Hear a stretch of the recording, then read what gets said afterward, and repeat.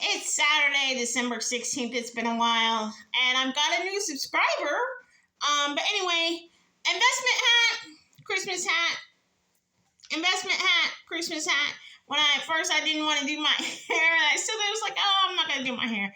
But there was a trader on headline news yesterday on Yahoo News of an British investment trader, if you came across it, made $100 million in 3 years and is going to retire at the age of 47.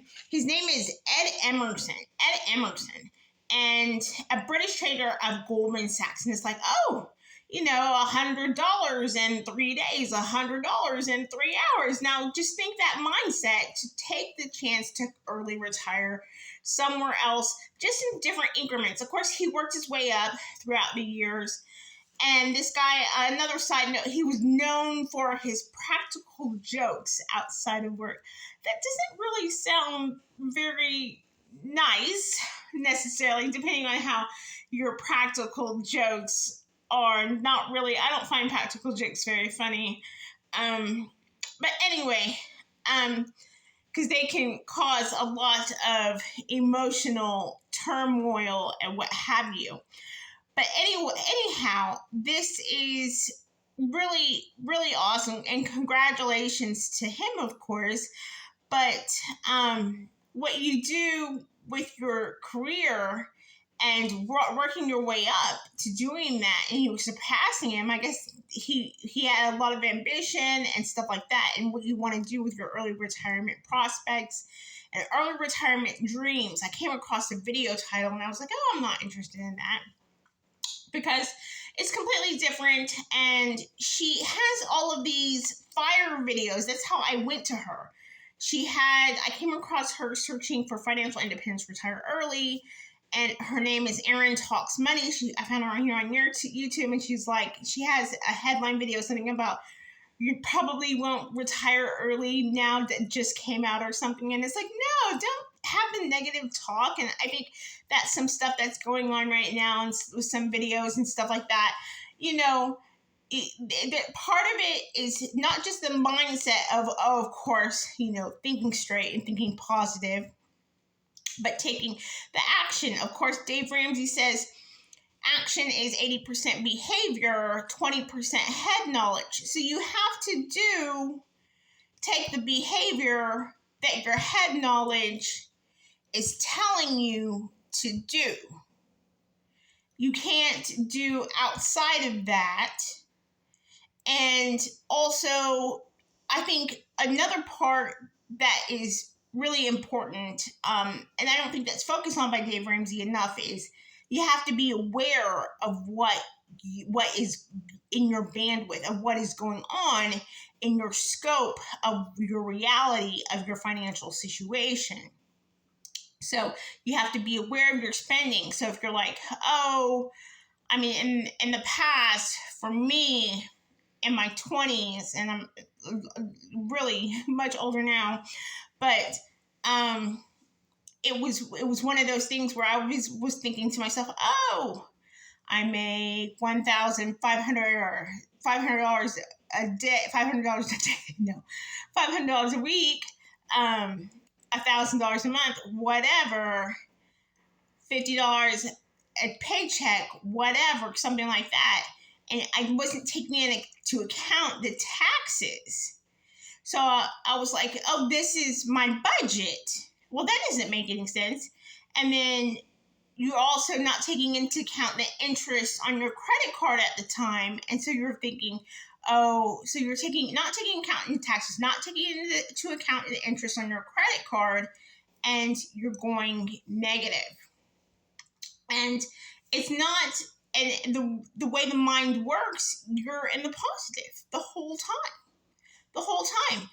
And you're like, how do people think that way? Well, it's really simple, because you're in the cash flow, and money's always coming in, and you still have money in the bank account, you see? So, but anyway, that was then, this is now, for me, at the very least. And so one of those things, when you're thinking positive, It's not just the action and the behavior of the 100 million in 3 years. Maybe it's not 100 million in 3 years.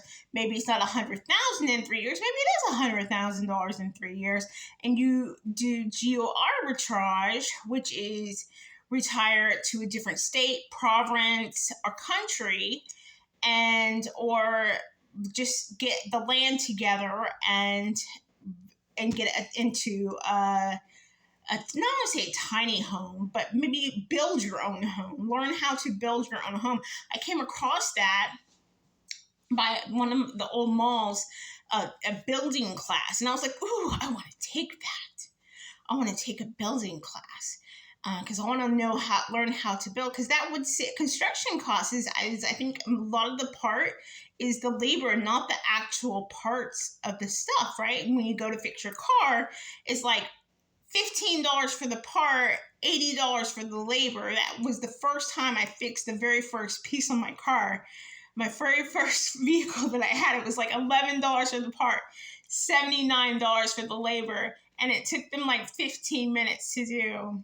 It was a really big lesson for me. It was like, yeah, this is really bad. It would probably, and I was in college at the time, and I was like, I should have, I don't think I should have, would have, could have, because then I want to say stuck in car technician only, because I want to be able to have that bandwidth that my college degrees give me to go into the job field. And I have a master's and a bachelor's, and I want to be able to go out into the field and prospect other locations. Of course, that does limit me because I'm not qualified to be a vehicle technician without earning those certifications. With that said, that is also something else with the FIRE movement and certain things with that. If I want to do that and go, I want to earn more money, that means sometimes doing something like Salesforce or getting certified in IT or something like vehicle technician. There was something else, welder. Maybe not the first year you're a welder, but 2 or 3 years down the line, some of the welders can make some pretty hardcore labor money, really, really getting their labor into that amount, and then leave the country and really killing it. So anyhow, and I'm not sure they're doing practical jokes, but anyway, subscribe, like, comment, subscribe. It's free, and check me out later. And I can't see the timestamp on my recording device. I don't know what's going on. I got a different recorder device right now. So hopefully you like it. Peace.